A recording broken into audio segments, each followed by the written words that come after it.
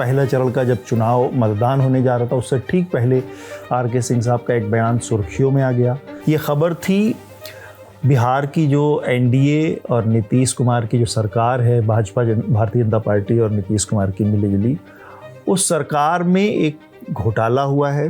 क्या आपका मेंटालिटी ये है कि अगर मैं किसी पार्टी में हूँ या किसी समूह में हूँ, उसमें कोई चोरी करता है या डकैती करता है तो हम चुप रहे इसीलिए कि हम उस डिपार्टमेंट में हैं? अरे साहब, वो डिपार्टमेंट थोड़े कहती है कि चोरी करो। लेकिन ऐसा हो सकता है कि पार्टी तो कहती है कि न खाएंगे न खाने देंगे। जनता को तो आप यही कहते हैं कि हम ईमानदार हैं और वो चोर है। इंटरनल फोरम में हुआ नहीं ना, इंटरनल मतलब हम पहले क्या किए, नीतीश को फोन करते तो नीतीश का तो दिमाग है नहीं, मतलब his mind is, I am sorry, लेकिन सच्चाई आप भी फेस नहीं करते। कैसा मीडिया है ये, डरा हुआ मीडिया है। ऐसा लग रहा है कि आप पिछले कुछ समय से अपनी पार्टी से नाराज हैं क्या? क्योंकि आपने कुछ दिन पहले अपनी ही पार्टी के जो नेता थे, बिहार के सम्राट चौधरी हुए, दिलीप जायसवाल हुए, मंगल पांडे हुए, इन लोगों के खिलाफ भी जांच की मांग की थी क्योंकि उनके ऊपर किसी विपक्षी पार्टी ने आरोप लगाया था, प्रशांत किशोर ने। अब विपक्षी पार्टियां तो लगाती ही हैं आरोप, उसको आधार बनाकर आपने अपनी ही पार्टी के अंदर एक मोर्चा खोल दिया कि इन लोगों की जांच होनी चाहिए या इनको पार्टी से बाहर निकाला जाना चाहिए। सम्राट को चाहिए कि एक्सप्लेन करे। आपने किसी को उप मुख्यमंत्री बनाया, पार्टी का नेता, पार्टी का अध्यक्ष बनाया, पार्टी का गृह राज्य मंत्री बनाया। पार्टी के हित के लिए चाहिए कि पार्टी उसे कहे कि तुम अपना सफाई दो जी। पार्टी फोरम में ये हो रहा है कि अमित शाह ने अभी हाल ही में बिहार में चुनाव प्रचार में बयान दिया कि आप सम्राट चौधरी को जिताइए, हम और मोदी जी इनको और बड़ा आदमी बनाएंगे। तो अभी डिप्टी चीफ मिनिस्टर हैं, उनका इशारा था कि हो सकता है मुख्यमंत्री बन जाए, कुछ और बन जाए, और बड़ा आदमी ने। आप कह रहे हैं कि उस आदमी की जांच होनी चाहिए। तो पार्टी के रवैये से आपको क्या सेंस आ रहा है? हमको लगता है कि ये बिल्कुल ही दुर्भाग्यपूर्ण है। अमित शाह जी, ये पार्टी का जो रुख है बिल्कुल दुर्भाग्यपूर्ण है, क्योंकि लोगों ने आपको किस लिए वोट दिया? लोगों ने आपको इसलिए वोट दिया क्योंकि ये आपने कहा कि हम न खाएंगे न खाने देंगे, इसीलिए तो हम पार्टी में आए। नहीं तो हमारे रिटायरमेंट के पहले ही तो नीतीश जी हमको एकदम बिल्कुल पकड़ करके ले जा रहे थे अपने साथ। लेकिन हम लोगों को लगा कि साहब तो एक ईमानदार नेता है, ईमानदार पार्टी है, देश को सर्वोपरि रहती है, इधर आ गए। तो लेकिन अब देखिए साहब, अगर ये है पार्टी ईमानदार है तो इतना भ्रष्ट सरकार क्यों है?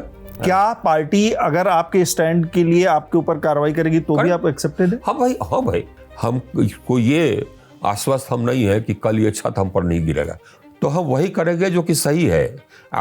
हमारे महकमा में भी वही करा लेंगे जो सही है, जो गड़बड़ करेगा उसका गला काट देंगे। आप समाचार देखते हैं? हाँ, तो जैसे अब टीवी भी देखते हैं, यूट्यूब भी देखते हैं। जब ये खबर आपने सुना कि आपका इंटरव्यू एबीपी न्यूज वालों ने हटा दिया, सुना कैसा लगा आपको? आपको क्या लगा, कैसा बुरा लगा? तो फिर हमारा डिटर्मिनेशन और बढ़ गया। हमने कहा कि साहब आप आवाज दबाएंगे। आप जानते हैं ये डेमोक्रेसी की गारंटी क्या है? Free press. अगर फ्री प्रेस नहीं लगा तो डेमोक्रेसी नहीं। क्या ऐसी कोई स्थिति बन गई है? क्योंकि जब तक नीतीश कुमार भले चंगे थे, एक्टिव थे, दिख रहे थे ठीक ठाक, तब तक अडानी समूह बिहार में उस तरह से एंटर नहीं कर पाया था जैसा अब हो रहा है। ये क्या हो रहा है? क्या कुछ ऑर्गेनाइज तरीके से एंट्री हो रही है? उस समय के नीतीश जी एकदम अलग थे साहब। ये हमको मतलब सबको, हम जैसे हमारे जैसे पदाधिकारी को खुशी होती थी कि एक ईमानदार मुख्यमंत्री मिल गया है। तो अभी जो अडानी समूह पर कृपा हो रही है, मेरे अडानी समूह से स्पेसिफिक, तो अगर वो दिमाग रहता ना, वो नीतीश जी रहते तो कभी नहीं होते। इस तरह का मामले पर वो साइन करते ही नहीं। अभी हमारा मानना है कि शायद उनको मालूम ही नहीं कि किस तरफ, या उनको आभास नहीं कि किस तरह के कागज पर उनको साइन करा लिया गया। मान ली जांच नहीं करवाती है सरकार, तब क्या आपकी डिमांड रहेगी? क्या कोर्ट का कोई और रास्ता जांच नहीं करवाती है तब तो हमको लगता है कि कोई ना कोई पीआई कर देगा, नहीं करेगा तो हम ही कर देंगे। आप जाएंगे? हाँ भाई, काहे नहीं करेंगे। ये भी है कि हम गृह सचिव रहे, कमिश्नर रहे, एक्सेट्रा, स्टेट में भी रहे, यहाँ भी रहे, और हमारे पास भी हमारे साथ बहुत जानकारी है जो कि ऑफिशियल सीक्रेट्स एक्ट के अंतर्गत हम रखते हैं। लेकिन कोई अगर मर्यादा लांघेगा जी तो हम भी नहीं छोड़ेंगे, हम भी मर्यादा लांघ देंगे, ये बात साफ। क्योंकि आर.के. सिंह बहुत पीसफुल आदमी है, लेकिन कोई अननेसेसरी अगर छेड़ देना तो उसको तो हम छोड़ेंगे नहीं।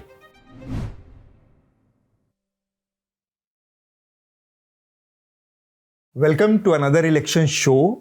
देश के पूर्व गृह सचिव, पूर्व केंद्रीय मंत्री, हम बात कर रहे हैं आर.के. सिंह साहब की। आज हमारे साथ हैं लंबे समय से खबरों से, सुर्खियों से दूर थे, लेकिन बिहार चुनाव के पहला चरण का जब चुनाव मतदान होने जा रहा था, उससे ठीक पहले आर.के. सिंह साहब का एक बयान सुर्खियों में आ गया। उनके एक बयान ने सनसनी पैदा की। हालांकि खबर सनसनी बनाती, उससे पहले उस खबर को सुलाने का काम भी किया गया। बहुत सारे मीडिया संस्थानों ने उस खबर को लगाया और हटाया, इस तरह के कामकाज भी हुए। ये खबर थी बिहार की जो एनडीए और नीतीश कुमार की जो सरकार है, भारतीय जनता पार्टी और नीतीश कुमार की मिलीजुली, उस सरकार में एक घोटाला हुआ है। और वो घोटाला करीब, जो आर.के. सिंह का दावा है, वो है 62,000 करोड़ के आसपास का। तो आज हम आर.के. सिंह साहब से इस विषय पर बात करेंगे, इस घोटाले को समझने की कोशिश करेंगे और साथ में ये भी जानने की कोशिश करेंगे कि भारतीय जनता पार्टी के सदस्य रहते हुए आप अपनी ही सरकार के खिलाफ जो ये खुलासे कर रहे हैं, इसका क्या मोटिव, इसका क्या मकसद हो सकता है। लेकिन मेरा पहला सवाल है आपसे सर कि ये जो 62,000 करोड़ रुपए का, ये हमारे दर्शकों को आप कैसे समझेंगे, घोटाला कैसे आकार ले रहा है, ये कैसे हुआ है और ये इसका सोर्स क्या है इंफॉर्मेशन का आपका? ये मुझे एक विसल ब्लोअर आप कह लीजिए या एक्टिविस्ट कर लीजिए जी। वो बिजली के मामलों में एक्टिविस्ट है, विसल ब्लोअर है, पीआई लोअर करते रहते हैं। कोई अग्रवाल जी हैं, रहते हैं कर्नाटक में, पहले भी पीआई लोअर उन्होंने किया है। तो उन्होंने हमको चिट्ठी लिखी कि देखिए साहब, आप ऊर्जा मंत्री रहे हैं भारत के और बिहार के भी हैं। ओरिजिनली मैं भी बिहार का ही हूँ और बिहार में एक बहुत बड़ा घोटाला हुआ है। राज्य सरकार ने अदानी के साथ एक एग्रीमेंट साइन किया है 25 साल के लिए पावर प्लांट लगाने और बिजली खरीदने के लिए, और उसमें करीब 1,40,000 करोड़ का अनड्यू बेनिफिट उसको मिला है और ये स्टेट को, वहाँ की जनता को एक अनड्यू डिसएडवांटेज, ये एक अनड्यू भार पड़ा है उस पर जी। तो उसका डिटेल उन्होंने दिया था कि पीरपैंती में सरकार ने ज़मीन एक्वायर की थी और उसके बाद वो 1050 एकड़ ज़मीन थी, उसको राज्य सरकार ने 1 रुपये में दे दिया अदानी ग्रुप को, और अदानी ग्रुप को उस वहाँ पर 2400 मेगावाट को के प्लांट लगाने के लिए एग्रीमेंट साइन किया है। और उस प्लांट से जो बिजली पैदा होगी उसको राज्य सरकार खरीदेगी 25 साल के लिए 6 रुपये 7.5 पैसे के हिसाब से, जिसमें से कि 4 रुपये 16 पैसे फिक्स कॉस्ट है और 1 रुपये 91 पैसे वेरिएबल कॉस्ट है।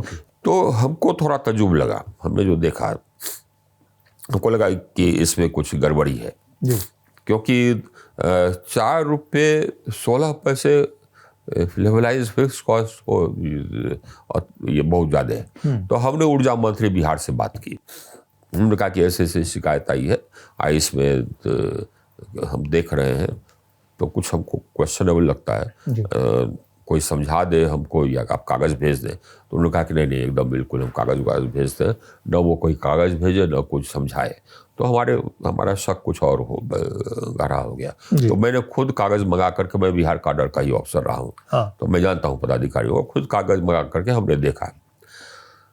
देखिए ये मैं बता देता हूँ मैकेनिक्स ये है कि जिस समय मैं था मिनिस्ट्री ऑफ पावर में, उस समय जो कैपिटल कॉस्ट था प्लांट बैठाने का made in India, Chinese plant नहीं, चाइनीज़ प्लांट का सस्ता कॉस्ट होता है। अब बहुत सारे प्राइवेट पार्टीज चाइनीज़ प्लांट लगाते हैं और लगाते थे, अभी भी शायद लगाएंगे ही most likely, I don't know. लेकिन वो जो आप BHEL के मशीनरी ले लें, LNT के मशीनरी ले लें, जो सॉलिड मशीनरी, तो 5 से 6 करोड़, 5 साढ़े 5 मैक्सिमम 6 करोड़ के आसपास आता था कैपिटल कॉस्ट जब हम थे। और आज के दिन में मैक्सिमम आएगा वो 9, साढ़े 9, 10 करोड़। तो ये मोटा मोटी हमारा अनुमान था। काफ़ी समय हम रहे बिजली विभाग में, तो हमने उसको वेरीफाई भी किया। कुछ ये जो इसमें ये है जो बनाते हैं थर्मल पावर प्लांट्स, उसे वेरीफाई किया। तो वेरिफिकेशन में भी आया कि 9, साढ़े 9, 10 करोड़, मैक्स 10 करोड़ FGD लेकर के। लेकिन ये ये अभी लेकिन FGD वहाँ लगना नहीं है। अच्छा। वो जो FGD का नोटिफिकेशन है उसे बाहर है, तो 9.5 करोड़ होना चाहिए, दैट्स फेयर। और अगर हम मैक्स ले लें तो 10 करोड़, तो 10 करोड़ अगर कैपिटल कॉस्ट आता है तो फिक्स कॉस्ट 2 रुपये 75 पैसे से ज़्यादा नहीं हो सकता है। यहाँ आप दे रहे हैं 4 रुपये 16 पैसे, तो ये घोटाला है। पर यूनिट 1 रुपये 41 पैसे का घोटाला है।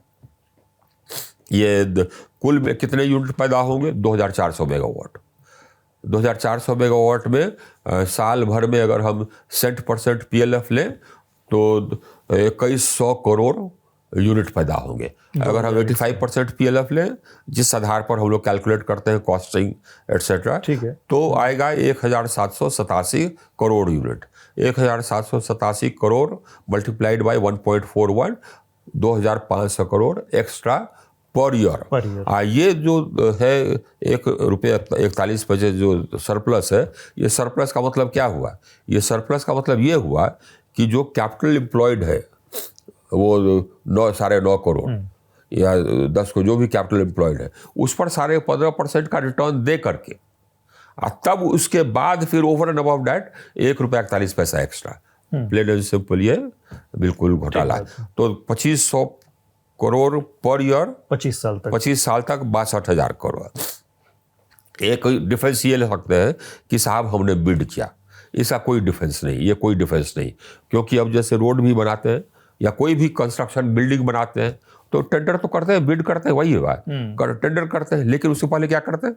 उसके पहले अगर आप मकान बनावेंगे और आप देंगे कि हाँ साहब कोई बना दो, तो पहले आप एस्टिमेट तो कर लेंगे कि हाँ साहब इस मकान बनाने में हमारा मैक्सिमम इतना खर्च होना चाहिए, 1 करोड़ 1.5 करोड़ ये होना चाहिए, 1.35, और उसके बाद फिर बिड करेंगे आप। या रोड बनाने में, हाँ यहाँ से लेकर के ग्रेटर नोएडा तक रोड बनाने में 10 करोड़ लगेगा, तो अगर हम 11 करोड़ उसने किसी ने बिड किया तो हम उसको कहेंगे अच्छा साहब चलो 10.5 करोड़ रिजनेबल होगा, हम 11 दे देंगे।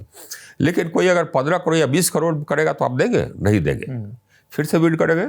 या अगर आपके पास अपनी कोई ये है तंत्र, कंपनी, उसे बनवाएंगे। तो इनको या अगर इनका ये गड़बड़ नहीं करना था तो बिड कैंसिल कर देते, फिर से बिड करते या अपनी कंपनी से बनवाते। ये दूसरा सवाल है, अपनी कंपनी से क्यों नहीं? इसलिए कि आपके पास NTPC है, DVC है, SJVN है, क्यों नहीं? आप सरकार हैं, आपका डबल इंजन का सरकार है, आप बोल देते कि हाँ साहब सो NTPC बना दो, ये ज़्यादा आ रहा है। तो ये ऐसा था नहीं, बल्कि इन्होंने तय कर लिया कि अपने कंपनी से नहीं बनावेंगे। कैसे? इसलिए कि पहले ये जबकि जमीन एक्वायर हुआ तो थर्मल के लिए हुआ, उसके बाद राज्य सरकार ने सोचा कि नहीं साहब सो इसमें हम ये बनाएंगे रिन्यूएबल। उसके बाद फिर इन लोगों को लगा हम ये कि नहीं साहब सो रिन्यूएबल इसमें नहीं होगा, थर्मल बनाएगा। ये हमारे आने के बाद हम जबकि हट गए वहाँ से, तो उसके बाद मैं अब थोड़ा सा अच्छा नहीं, आई जस्ट कंप्लीट। और उसमें राज्य सरकार भी निहित थी। एक का एक इसमें था कि हाँ साहब सो ये बना देगा, NTPC बना दिया, SJVN कोई बना देगा। एक का एक उन्होंने राज्य सरकार ने तय कर लिया और यहाँ से भी सहमति ले ली कि साहब हम बिड करांगे। क्यों? कारण, अच्छा अगर NTPC बनाता है तो कोहलगांव बगल में है, 15 किलोमीटर है, उसी MGR से, MGR कहते हैं मेरी गो राउंड, कोयला लाना, कोयला का दाम, कोयला लाने का दाम एक मेजर कॉस्ट है। अगर आपके पास एग्जिस्टिंग MGR है, उसी से आपका काम चलेगा, तो आपका कॉस्ट बहुत कम हो जाएगा। तो अगर NTPC बनाती तो कुल मिला करके ये 6 रुपया और 7.5 पैसे के बदले में वो 4-4.5 रुपया में बिजली आपको दे देती, तो जनता को कितना कम हो जाता? 2 रुपया कम हो जाता पर यूनिट। और आप जनता से 1 रुपये 41 पैसे बल्कि 2 रुपये पर यूनिट ज्यादा कर रहे हैं। क्यों? एक्स्ट्रा लेके। हाँ, क्यों? तो ये घोटाला है प्लेन से। मेरा अब अगला सवाल आपसे है। अच्छा, एक और सवाल आपने पूछा था कि अपनी ही पार्टी के सरकार पर क्यों उठा रहा है, जी ये पूछा था आपने। जी। अब हमको ये मेंटालिटी हमको समझ में नहीं आती है, माफ़ कीजिएगा हमको। एक दो और कॉरेस्पॉन्डेंट हमने पूछा, तो क्या आपका मेंटालिटी ये है कि अगर मैं किसी पार्टी में हूँ या किसी समूह में हूँ, उसमें कोई चोरी करता है या डकैती करता है या मैं डिपार्टमेंट में हूँ, सपोज हमारे डिपार्टमेंट में कोई चोरी करता है, तो हम चुप रहे इसीलिए कि हम उस डिपार्टमेंट में हैं? अरे साहब, वो डिपार्टमेंट थोड़े कहती है कि चोरी करो, डिपार्टमेंट नहीं कहती है, या पार्टी भी नहीं कहती है कि चोरी करो। पर ये स्वाभाविक नहीं है, स्वाभाविक लगता है लोगों को कि भाई ये जो दिमाग लोगों का ट्विस्टेड है, इसीलिए स्वाभाविक नहीं है। ट्विस्टेड नहीं, इसमें ये होता है भाई कि पार्टी के खिलाफ आप जाके पार्टी के खिलाफ, पार्टी कहती है कि चोरी करो, लेकिन ऐसा हो सकता है पार्टी तो कहती है कि न खाएंगे न खाने देंगे, जनता को तो आप यही कहते हैं कि हम ईमानदार हैं और वो चोर है। तो मेरा जनता को अगला तो यही ना कहते हैं कि न खाएंगे न खाने देंगे। मेरा अगला सवाल है सर इससे जुड़ा फिर आपसे कि तो अगर न खाएंगे न खाने देंगे तो जो चोरी कर रहा है वो तो पार्टी के फिलॉसफी के खिलाफ कर रहा है। तो आपने इस बात को पार्टी अगर ये वो आपने हमने पार्टी के किसको फोन किया? इंटरनल फोरम पे उठाया? स्वतः त्वरित किया। अच्छा, एक तो पहले हमारे उपज नहीं है, एक हमको शिकायत आई। उसके बाद आप कहेंगे कि मैं शिकायत पहुंचा जाऊं। क्यों पहुंचा जाऊं जी? मैं भारतीय हूं पहले। कोई अगर कहेगा कि वहां लूट हो रहा है जिससे कि जनता को ₹1.41 ज्यादा देना पड़ेगा पर यूनिट, तो हम पहुंचा जाए उसको? नहीं ना। आप इंटरनल फोरम में हुआ? नहीं ना। ऑफ कोर्स इंटरनल मतलब हम पहले क्या किए, नीतीश को फोन करते, तो नीतीश का तो दिमाग है नहीं, मतलब his mind is, I am sorry. लेकिन सच्चाई आप भी फेस नहीं करते। कैसा मीडिया है ये? डरा हुआ मीडिया है।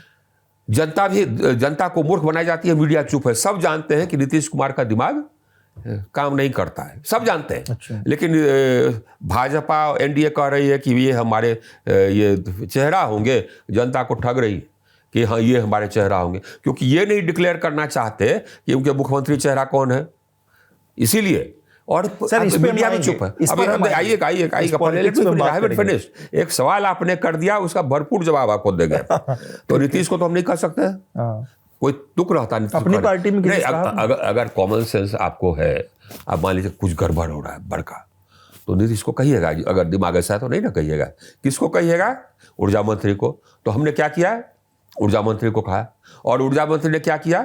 चुप्पी लगा गए। नहीं, आप अमित शाह को कह सकते हैं। अमित शाह कहाँ से कंसर्न है जी? ये तो राज्य सरकार का मामला है ना। तो ये चुप्पी लगा गए, तो हम क्या करें? आप हमको इग्नोर कर दीजिएगा, मतलब कि चुप्पी लगा दीजिएगा, कुछ बजेगा बाय जाओ जो करने का बढ़ा, तो हम क्या करेंगे? हम जनता को बतावेंगे कि ये लूट हो रहा है। तो क्योंकि अपने आप सेटिस्फाई हो करके। अब मेरा सवाल इसी मसले पर कि एक तो ये है कि अभी ये एक नोशनल घोटाला है कि ये 25 साल में साइन हो गया एग्रीमेंट जी। और दूसरा मेरा सवाल इससे है कि एक अगर हम नहीं उठाए या मान लीजिए कोई नहीं उठावे, मैं सवाल पहले पूरा कर लूं। एक तो ये नोशनल है 25 साल में, वो तो ठीक है, तो होगा ही होगा crime. The crime is committed, notional नहीं है। ये आप लॉ समझे, द क्राइम इज कमिटेड। एक बार जबकि एग्रीमेंट हो गया, फ्रॉडुलेंट एग्रीमेंट करार कर लिया, द क्राइम इज कमिटेड। ठीक है। दूसरा मेरा सवाल इससे जुड़ा ये था कि अगर ये जो पैसे की कीमत फिक्स की गई ₹6, ₹16, ₹7, ₹7.5, वॉटएवर, क्या आपने कंपेयर किया दूसरी कंपनियों को के साथ? किस रेट पे एग्रीमेंट है? तभी तो हमको पता चलेगा कि कैसे गड़बड़ी हो रही है। एक और बात बता देते हैं आपको, क्योंकि जो भी इस सेक्टर में है या जो भी पढ़ा लिखा है, जैसे हम एक्सपर्ट क्या करते हैं कि जो पदाधिकारी पढ़े लिखे होंगे, मंत्री भले नहीं पढ़े लिखे हो, तो ऊर्जा मंत्री कह सकते हैं कि हम नहीं जानते, लेकिन प्रधान सचिव नहीं कह सकते, मुख्य सचिव ऐसा नहीं करते। ये यूनिवर्स लिमिटेड है। जैसे डैम बनाने वाली कंपनियां 2 ही 3 है, वैसे ही सर आप इतने बड़े प्लांट। सुनिए, लेट मी आंसर यू। वही इसमें आंसर है, शांति से बैठिए और इसको ग्रहण कीजिए, इसलिए कि ये सच्चाई है ना। आज सच्चाई अगर मीडिया नहीं ग्रहण करेगी ना, तो देश का तो भट्टा बैठ गया। जैसे कि आपने कहा ना, ये डरा हुआ हो गया है। आपने कहा कि एक मीडिया चलाया, उसका तो अपने मन से थोड़े बंद कर दिया, कोई बंद कराया। हाँ, तो देखिए है क्या कि थर्मल प्लांट बनाने वाले सिर्फ 3-4 ज़्यादा ये जो पब्लिक सेक्टर है इसके अलावे, ये एनटीपीसी, एसएवीएन 2-3 हैं जो कि थर्मल बनाते हैं, थर्मल पावर प्लांट सेटअप कर रहे हैं, और डीवीसी। लेकिन प्राइवेट सेक्टर में 3 या 4 होंगे। अदानी है, एक जेएसडब्ल्यू अभी है, हाँ तो जेएसडब्ल्यू अभी आया है, टोरेंट अभी आया है, एसआर भी है। एसआर नहीं है, एसआर नहीं बनाता है।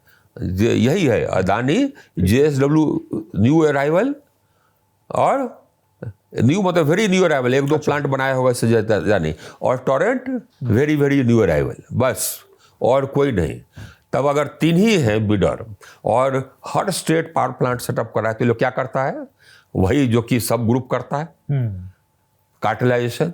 तो कहा जाता है कि तुम राजस्थान में ले लो, हम महाराष्ट्र में ले लेते हैं, कर्नाटक में तुम ले लो, 3 आदमी हो गए, हम लोग सब तुमको सपोर्टिंग बिड कर देंगे।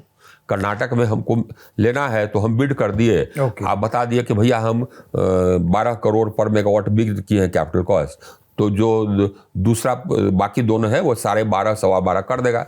ऐसा ही होता है। ऐसा ही पथ निर्माण में भी होता था। जब हम वहां गए प्रधान सचिव पथ निर्माण, पथ जैसे कि बिजली को हमने सुधार दिया ना, बिहार में हमने रोड को सुधार दिया था, तो आप सब लोग बढ़ा के ले लेता है, लेकिन सरकार की क्या ये है रिस्पॉन्सिबिलिटी कि देखेगा कि बनाने में कितना लगता है, और तब कहेगा कि इससे ज्यादा हम नहीं देंगे। ये अब मेरा सवाल एक और थोड़ा सा ऐसा लग रहा है कि आप पिछले कुछ समय से अपनी पार्टी से नाराज हैं क्या? क्योंकि हमने देखा सर मुझे सवाल तो पूरा कर दीजिए। आपने कुछ दिन पहले अपनी ही पार्टी के जो नेता थे बिहार के, सम्राट चौधरी हुए, दिलीप जायसवाल हुए, मंगल पांडे हुए, इन लोगों के खिलाफ भी जांच की मांग की थी, क्योंकि उनके ऊपर किसी विपक्षी पार्टी ने आरोप लगाया था, प्रशांत किशोर ने। अब विपक्षी पार्टियां तो लगाती ही हैं आरोप, उसको आधार बनाकर आपने अपनी ही पार्टी के अंदर एक मोर्चा खोल दिया कि इन लोगों की जांच होनी चाहिए या इनको पार्टी से बाहर निकाला जाना चाहिए। ये मैं कह रहा हूं कि एक जनरल जो एस्टैब्लिश्ड वो है पैटर्न है या जो परंपरा है, उससे एक स्टेप आगे आप जाके प्रयास कर रहे हैं कि पार्टी में ईमानदारी हो या शुचिता आए या भ्रष्टाचार ना हो। ऐसे लोगों आपका मानना है कि नहीं आए? नहीं, मैं तो एक स्टेक होल्डर ही नहीं हूं। मैं तो स्टेक होल्डर ही नहीं हूं आपकी पार्टी में ना। अरे भैया, मैं देश में स्टेक होल्डर हूं, आपकी पार्टी में नहीं हूं। देश में, हाँ चलिए। तो आप अपनी पार्टी में इतना बोल्ड स्टैंड कैसे लेते हैं? अच्छा, एक मिनट। हाँ, तो अगेन अपना जो मेंटल मेकअप है ना जो आम आदमी का, उसको जरा क्वेश्चन कीजिए जी।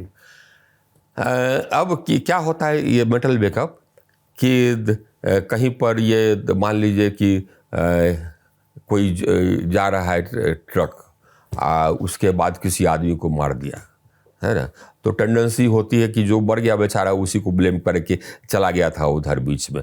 इस अगर कोई कहता है कि ये देखो चोर जा रहा है, तो कहेगा कि नहीं साहब सो ये या हमने इनको देखा चोरी करते तो नहीं कोई मोटिव होगी। अरे साहब उसकी बात छोड़िए, पहले आप ये देखिए कि जो मैं कह रहा हूँ सच्चाई है कि नहीं, ये सबसे इम्पोर्टेंट, राइट। और वो सच्चाई अगर है तो लोकहित इसमें इन्वॉल्व है कि नहीं, सच्चाई है जांच कर लीजिए, बिल्कुल, और लोकहित है कि नहीं ये जांच कर लीजिए, और अगर है तो काम कीजिए, मोस्ट इंपॉर्टेंट। तो इससे फिर आपने मैं चुप था, आप भी चुप रही है, तो इससे डिफ्लेक्ट मत करिए। जो लोग की चोर हैं वो वैसे ही डिफ्लेक्ट करते हैं, नंबर एक। नंबर ये एक तो ये हो गया, हमने जनरल टेंडेंसी बता दिया कि जो चोर है वो कहेगा कि देखो साहब हम चोर हैं, लेकिन इसको हमारे पार्टी में था तो चुप रहना चाहिए था कि हम चोरी कर। यही आर्ग्यूमेंट आपका यही है। हाँ, तो आप कन्विंस है कि सम्राट चौधरी चोर हैं? रुकिए ना। तो आप कन्विंस है कि सम्राट चौधरी इनके ऊपर जो आरोप है वो सही है? एक मिनट पहले हम इसकी बात कर लें, फिर सम्राट चौधरी पर, क्योंकि दो एग्जाम्पल आपने दी। एक इसका एग्जाम्पल दिया आपने जो अभी जो घोटाला हुआ जी जी, तो आप क्या चाहते थे कि नहीं साहब सो हम इस पार्टी में हैं तो कोई हमको लिखे, हम चुपचाप रहे, क्यों? नहीं, बिल्कुल आपने जो कहा उससे तो डिसएग्रीमेंट है ही नहीं है। नहीं है, बस हो गया। अब दूसरी बात, एक तो इसमें डिसएग्रीमेंट नहीं है, जो हमने किया वो करना चाहिए था, हर नागरिक को करना चाहिए था, नंबर एक। हम तो ये कहेंगे कि हर पार्टी वाले को भी करना चाहिए था, इसलिए कि पार्टी का ये फिलॉसफी नहीं कहता कि चोरी करो। आप पार्टी में अगर कोई चोरी कर रहा है, अपने ही पार्टी का मंत्री अगर चोरी कर रहा है, तो पार्टी को चाहिए कि जबकि अगर हम कहते हैं जनता को कि कहीं ईमानदार है, कि पार्टी को चाहिए से लोगों को निकाल दें, नंबर एक, राइट है कि नहीं? आप मानते हैं इसको? नंबर दो, जबकि जनता से आपने कहा कि मैं ईमानदार हूं, अब वो चोर है। नंबर दो, आप बात किए सम्राट चौधरी की, हाँ, और प्रशांत किशोर की, तो हमने क्या, ये हमने पहली बार नहीं किया, ये हमने पहली बार नहीं किया। ये जबकि हमारे पार्टी में टिकट बट रहे थे, उस समय भी हमने कहा, उस समय भी लोगों ने कहा कि साहब सो ये पार्टी के खिलाफ है, कार्रवाई हो। पार्टी ने कहा, पार्टी के जनरल सेक्रेटरी ने कार्रवाई होगी, हमने कहा कर दीजिए, ये हम ऐसे ही हैं, आप अभी भी कर दीजिए कार्रवाई, हम ऐसे ही हैं। हमने क्या कहा, हमने कहा कि जांच लीजिए, सम्राट को चाहिए कि एक्सप्लेन करे। आपने किसी को उप मुख्यमंत्री बनाया, पार्टी का नेता, पार्टी का अध्यक्ष बनाया, पार्टी का गृह राज्य मंत्री बनाया। अगर कोई कहता है कि साहब ये इस पर हत्या के आरोप है, ये रहे हैं या अनपढ़ है, तो क्या कहता है, पार्टी के हित के लिए क्या चाहिए? पार्टी के हित के लिए चाहिए कि पार्टी उसे कहे कि तुम अपना सफाई दो जी। उसको खुद चाहिए सफाई देना अगर वो इनोसेंट है, और नहीं देता है तो पार्टी को चाहिए कि हम ऐसे नहीं हैं, तुम सफाई दो, नहीं देते तो छोड़ो। तो हमने तो यही कहा। अब उसमें फिर क्या बात हो गई? ऐसे आदमी को आप बना दीजिएगा जिस पर की है कि बम फेंक करके मार दिया, आप ये बेल करा लिया ये कह के कि मैं नाबालिग हूं, अपना ये डेट ऑफ बर्थ फॉल्सिफाई करके। तो आप कन्विंस है कि हम कन्विंस नहीं, हमने कहा कि अगर कन्विंस रहते तो हम कहते कि ये साहब से निकालो। आपको नहीं पता थी? जी नहीं, आपको पता थी क्या? प्रशांत के नहीं, हमको तो नहीं पता थी, हमको नहीं पता थी। हम तो पहले इस स्फीयर में थे, इस स्फीयर में हम आए। तो जो हम ऑफिसर थे तो जैसे थे, ये भी पूछ लीजिएगा किसी से, आप बिजली महकमा में भी पता कर लीजिए, आने के पहले रिसर्च कर लेना चाहिए कि आर.के. सिंह थे क्या, बिजली मंत्री थे तो कैसे थे, तो बहुत सारे सवाल आपके बच जाएंगे। तो वो आपको बता देगा कि वो जितना ऑफिसर करे होते उससे ज़्यादा करे मंत्री ही थे। किसी का मजाल नहीं था हमारे रहते हुए कि गड़बड़ कर दे। ये और भी गड़बड़ियाँ पहले हम रोक चुके हैं अपने विभाग में। मेरा अगला सवाल बस ये है आपसे कि आपने चूंकि बहुत ही ईमानदारी या शुचिता का पैमाना अपने लिए बहुत टॉप पे रखा है, और आप ये उम्मीद करते हैं, हमारा नेचर है। हाँ, और आप ये उम्मीद करते हैं कि पार्टी भी उसी तरह से करे, जो कि संभव नहीं होता है राजनीतिक पार्टियों के खास। ये बहाना मत बताइए। मैं कौन आदमी होता हूँ? आप ऐसा आर्ग्यूमेंट भी मत दीजिए। ठीक है, तो क्या पार्टी अगर आपके स्टैंड के लिए आपके ऊपर कार्रवाई करेगी तो भी आप एक्सेप्टेड है? हाँ भाई, जिस आप अभी हैं पार्टी में कि नहीं, मानसिक रूप से आप रिजाइन नहीं किया? अच्छा, अभी देखिए, तो अभी आप अपने को भाजपा में यही सवाल है जो कि हमने अपने आप से किया था जब हम सर्विस ज्वाइन किए। 21-22 साल की उम्र में आ गए, पहले ट्राई में ग्रेजुएशन का इम्तिहान दिए, उसके बाद IAS का दिए, हो गया। ईश्वर IPS का दिए क्योंकि उम्र नहीं हुआ था 21, तो आ गए IPS में। 21 IAS का दिए, आ गए। तो उसके बाद फिर हमने सोचा कि हम क्या करेंगे, कैसे करेंगे। हाँ। तो हमने सोचा कि भैया देखो, ये साहब ये हमको कोई परवाह नहीं होगी कि कोई ट्रांसफ़र कर दे, हमारा प्रमोशन न हो, क्योंकि अगर हमारे पदाधिकारी ने कोई गलत काम किया, आदेश दिया, तो हम करेंगे कि नहीं करेंगे? नहीं करेंगे तो हमारा ACR खराब होगा, मंत्री ट्रांसफ़र करा देगा, नेता ट्रांसफ़र करा देगा। तो हमने ज्वाइन करने के पहले तो हमने सोचा ऐसी की तैसी, how the hell am I bothered. हमको ये आश्वस्त हम नहीं है कि कल ये छत हम पर नहीं गिरेगा और हम गौन नहीं हो जाएंगे। हम आश्वस्त नहीं है, कोई आदमी आश्वस्त नहीं है कि कल नहीं रहेगा, कल रहेगा। तो अगर यही हम आश्वस्त नहीं है तो हमारा कहाँ ट्रांसफ़र होगा, प्रमोशन होगा कि नहीं होगा, कैसे रेलेवेंट है? तो हम वही करेंगे जो कि सही है। हमारे महकमा में भी वही करा देंगे जो सही है, जो गड़बड़ करेगा उसका गला काट देंगे। अब एक चीज़ इसमें ये फिलॉसफी आज भी है। ठीक बात।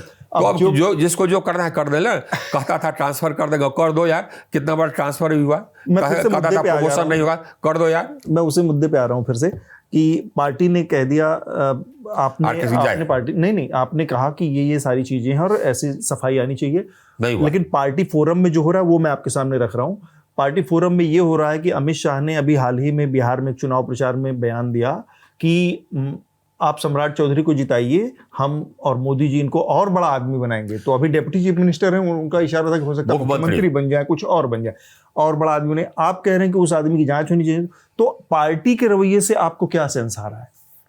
हमको लगता है कि ये बिल्कुल ही दुर्भाग्यपूर्ण है। अभी शायद ये पार्टी का जो रुख है बिल्कुल दुर्भाग्यपूर्ण है, क्योंकि लोगों ने आपको किस लिए वोट दिया? लोगों ने आपको इसलिए वोट दिया क्योंकि ये आपने कहा कि हम न खाएंगे न खाने देंगे, इसीलिए तो हम पार्टी में आए। नहीं तो हमारे रिटायरमेंट के पहले ही तो नीतीश जी हमको एकदम बिल्कुल पकड़ करके ले जा रहे थे अपने साथ। रिटायरमेंट के पहले कि रिटायरमेंट के बाद आई, ये हमारे साथ आई। लेकिन हम लोगों को लगा कि साहब सो एक ईमानदार नेता है, ईमानदार पार्टी है, देश को सर्वोपरि रहती है, इधर आ गए। लेकिन अब देखिए साहब, अगर ये है पार्टी ईमानदार है तो इतना भ्रष्ट सरकार क्यों है? भाजपा के ओवरऑल जो नीतियां उस पर मैं एक छोटा सा सवाल आपसे रखूंगा, क्योंकि भ्रष्टाचार आज की तारीख में जैसे लगता है कि आपका ये मुद्दा नहीं है, तो ये हमको एक्सेप्टेबल नहीं है। अच्छा, मुद्दा क्यों नहीं है साहब? अच्छा ये बताइए, नेता क्या है? आज का नेता को डिफाइन कर दीजिए आप। आज का नेता क्या है?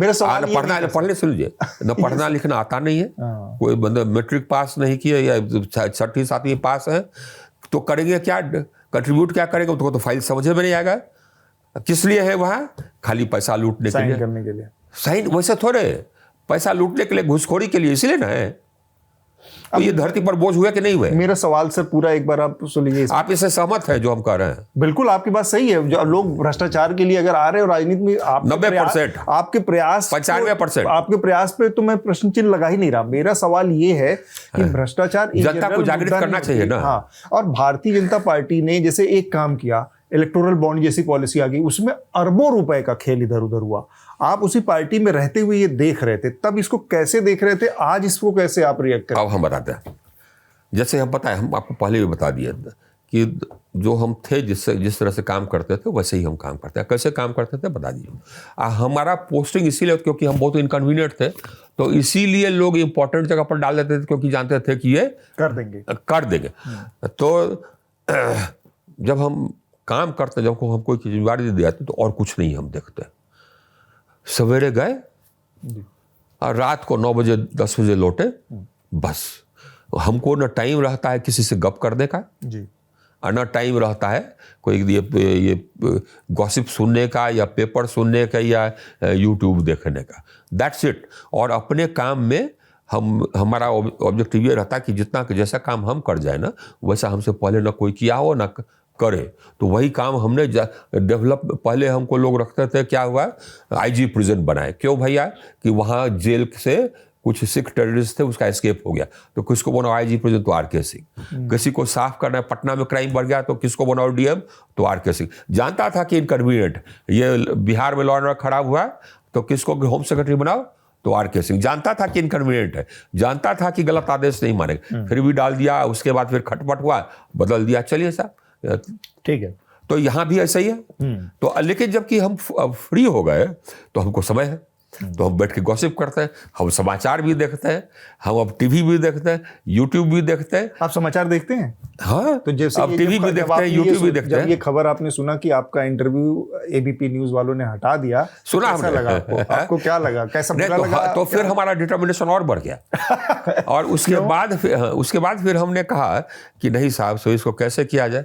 तो आज तक से कहा, तो आज तक लिया से चलाया। उसके बाद फिर यूट्यूब वाले आए, हम बोले कि आइए, जैसे आपको हमने एकदम आ जाइए।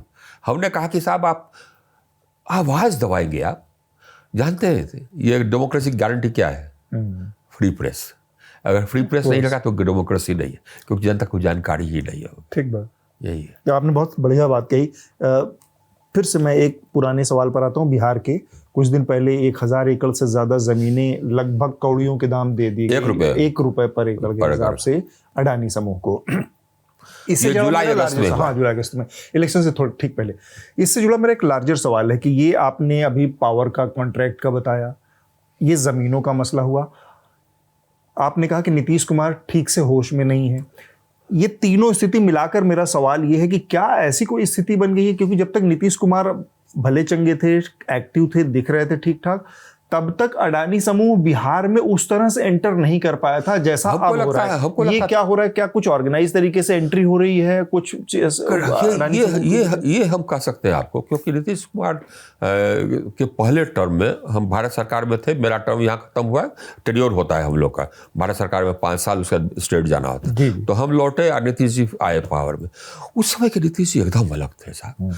ये हमको मतलब सबको, हम जैसे हमारे जैसे पदाधिकारी को खुशी होती थी कि एक ईमानदार मुख्यमंत्री मिल गया है, ईमानदार और निष्पक्ष। मतलब कि उनके मंत्री पर का भी हमने ये बंद कर दिया, हुक्का पानी घूसखोरी बंद। तो उसके बाद फिर मंत्री हमसे जाए उनको बदल दिए। उनके मतलब के नेता लोगों पर, जो कि रोड बनाने के ठेकेदार थे, उन पर हमने एफआईआर कर दिया। कुछ नहीं बोले, कुछ नहीं, कहीं कुछ नहीं। वो थे आप बोलते थे कि नहीं तो थे। अभी जो अडानी समूह के ऊपर कृपा हो रही है, मेरे अडानी समूह से तो स्पेसिफिक अगर वो दिमाग रहता ना, वो नीतीश जी रहते तो कभी नहीं होते।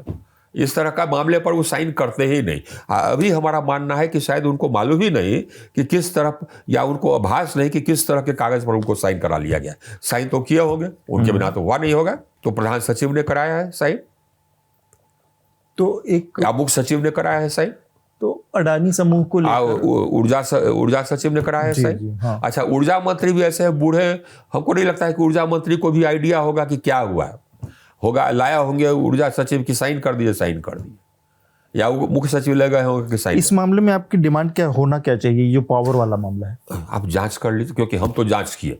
आइए, जो हमने जो कहा ये बिल्कुल सही है, आप किसी और से करा लीजिए, जो कि ऑफिशियल चैनल, हम तो ऑफिशियल चैनल में नहीं। और उसके बाद फिर कागज पर आ जाएगा, फाइल हो जाएगी। आप कहेंगे तो जो विशल ब्लोअर ने हमको कागज भेजा, हम दे देंगे, जांच हो जाएगी। उसके बाद फिर जो जिम्मेवार है, भले वो मतलब कि उनका दिमाग सही हो नहीं हो, जो साइन किए, जो जिम्मेवार है, उन पर उनको जेल जाना चाहिए। आइए, एग्रीमेंट कैंसिल होना चाहिए। ये कैंसिल होना चाहिए। आप जानते हैं कि प्रधानमंत्री का अडानी समूह के साथ किस तरह का रिश्ता है, इसके बावजूद आप हम नहीं जानते कि कैसा रिश्ता है। हमको उससे मतलब ही नहीं। हमको मतलब क्या नहीं, मतलब है, हम बताते हैं क्यों। हाँ, मतलब नहीं होना एक बात है, लेकिन पता तो है आपको। क्योंकि हमारे यहाँ भी अगर अदानी ग्रुप के पावर प्लांट्स थे तो वो वैसे ही थे जैसे सब है। और अगर उन्होंने वो कुछ आगे या गलत कर बढ़ने की कोशिश की तो हमने रोक लगा दिया। मान ली जांच नहीं करवाती है सरकार, तब क्या आपकी डिमांड रहेगी? क्या कोर्ट का कोई और रास्ता जांच नहीं करवाती है तब तो हमको लगता है कि कोई ना कोई पीआईएल कर देगा, नहीं करेगा तो हम ही कर देंगे। आप जाएंगे? हाँ भाई, काहे नहीं करेंगे? अपनी पार्टी की सरकार के खिलाफ आप कोर्ट में जाएंगे? फिर आ गए आप उसी पर। अपनी पार्टी ये थोड़े कहती है मतलब कि भ्रष्टाचार करो। जो लोग जो चोर है उसके खिलाफ जरूर करेंगे, चाहे वो अपनी पार्टी वो हमारे पार्टी को दूषित कर रहे हैं। क्योंकि मेरे पार्टी का दावा है, मेरे पार्टी का नारा है कि न खाएंगे न खाने देंगे। सुने कि नहीं? तो आप कोर्ट में जाएंगे, जा सकते हैं। अगर ये खुद जा सकता क्या, हम तो खुद सुप्रीम कोर्ट में इनरोल्ड है, पीआईएल करेंगे। मेरा कई बार मैं उस सवाल पे कहना चाह रहा हूँ, आप उस सवाल को जवाब दे नहीं रहे हैं। अडानी समूह से प्रधानमंत्री के बहुत करीबी रिश्ते हैं, सबको पता है, पूरे देश को। आप आमतौर पर कोई बोलता नहीं है, पार्टी में तो खैर कभी नहीं बोलता। फिर बात और इसके बावजूद मैं आपकी हिम्मत की दाद दे रहा हूँ कि आपने इतने बड़े समूह जिसके ऊपर प्रधानमंत्री का हाथ है, उसके बावजूद आपने इस मुद्दे को उठाने की हिम्मत की है और उस पर मुखर होकर बोल भी रहे हैं। Thank you. आपने तय कर लिया है कि इसकी चाहे मुझे कोई कीमत चुकानी पड़े, लेकिन मैं इस मुद्दे को अपने लॉजिकल कंक्लूजन तक पहुंचाऊंगा। अच्छा, क्या कीमत होगा जी? आपको पार्टी बाहर जाना पड़ेगा। और क्या कीमत होगा? इसके लिए आप तैयार हैं एकदम मेंटली? हाँ भैया, बिल्कुल। या जो भी और क्या कीमत कर लेंगे ये लोग। और बाकी आप बताएं क्या हो सकता है? क्या बताइए आप? और बताइए क्या आप एकदम तैयार हैं, मतलब कि चाहे कुछ भी हो जाए, लेकिन इसको इस मामले को आप इसके लॉजिकल कंक्लूजन तक ले जाना चाहते हैं। लेकिन ये बताइए, आप जो अपने जो बोले, आप उस पर गौर किए? बताएं। कि लोग डरे हुए हैं, कोई उठाता नहीं है। मैं तो कह रहा हूँ मीडिया ने हटा दिया खबर करके, हमारे पता नहीं कैसे। सोचिए, चिंताजनक बात है ना, गंभीर चिंताजनक बात।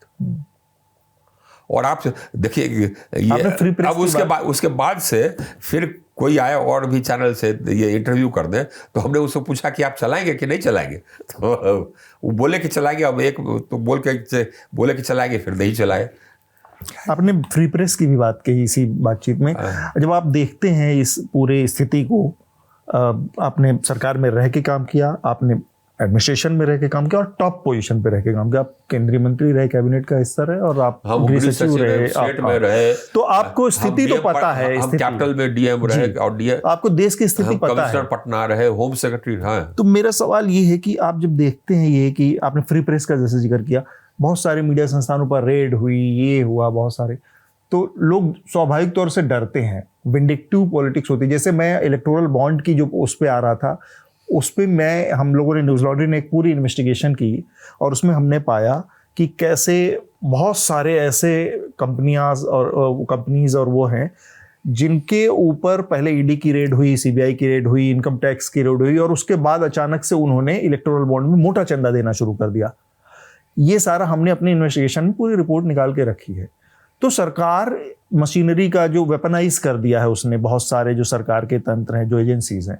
ऐसे में डरना स्वाभाविक है, बहुत सारे लोग डरते हैं। मीडिया के साथ ये जो हो रहा है वो उस डर का नतीजा। उस पर मैं आपकी टिप्पणी चाह रहा हूँ कि आप देखते हैं जब ऊपर से और सरकार के अंदर से रहते हो तो आपको लगता है कि ये इतना बुरे लोगों के साथ मैं काम कर रहा हूँ जिन्होंने पूरे एजेंसीज को अपने हित के लिए वेपनाइज कर दिया है। बिल्कुल, बहुत गलत बात है। आप ये देखिए, ये साहब हम लोग का डेमोक्रेसी, ये हमारी देश, आपका देश, ये सबका देश, ये किसी की बपौती नहीं है। और ये लोग डर जाएं, ये बहुत गंभीर बात है, बहुत चिंता की बात है। और उसका एक उपाय है, सब लोग अगर इकट्ठे हो जाए। आप सोचते हैं कि मीडिया अगर इकट्ठा हो जाएगी तो इनकी हिम्मत होगी क्या? इमरजेंसी भी लगा था तो उसमें मीडिया ने क्या किया था? इकट्ठा हुआ था। तो क्या हुआ? तो इकट्ठा होना चाहिए, इसको बर्दाश्त नहीं करना चाहिए। हाँ, ठीक बात। आपकी कभी हमको कोई छुए ना तो हम बता दें साहब, हम वैसे थोड़े हैं।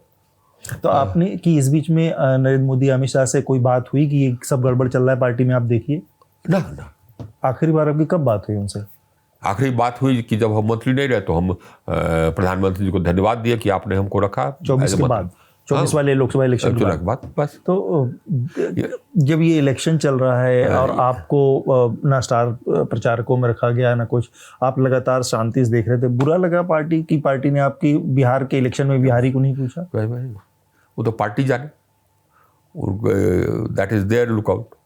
तो जाने से पहले से मेरा एक बस आखिरी सवाल है, क्योंकि आपने बहुत सारी बातें बहुत खुल के बोली हैं, आपको डर नहीं लगता किसी तरह का? नहीं, ईश्वर कृपा है, डर नहीं लगता। हम एसडीओ थे तो डकैत आए थे, मैं खुद जा करके पकड़ा था। एक बार गोली हमारे बगल से चली गई, बिहार शरीफ में राइटिंग हुआ, हम होम सेक्रेटरी थे, हम खुद गए और गोली फिर हमारे बगल से चले गई। जब ईश्वर चाहेगा तभी हम जाएंगे।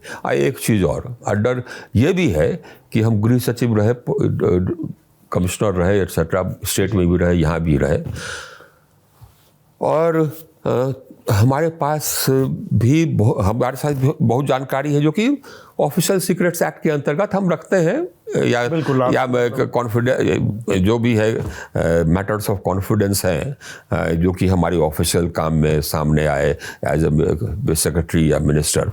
लेकिन कोई अगर मर्यादा लांघेगा तो हम भी नहीं छोड़ेंगे, हम भी मर्यादा लांघ देंगे, ये बात साफ। क्योंकि आर.के. सिंह बहुत पीसफुल आदमी है, लेकिन कोई अननेसेसरी अगर छेड़ देना तो उसको तो हम छोड़ेंगे नहीं। चलिए, इसी के साथ हम अपनी बातचीत को यहाँ पर रोकेंगे। बहुत बहुत शुक्रिया हमसे बातचीत करने के लिए। Thank you.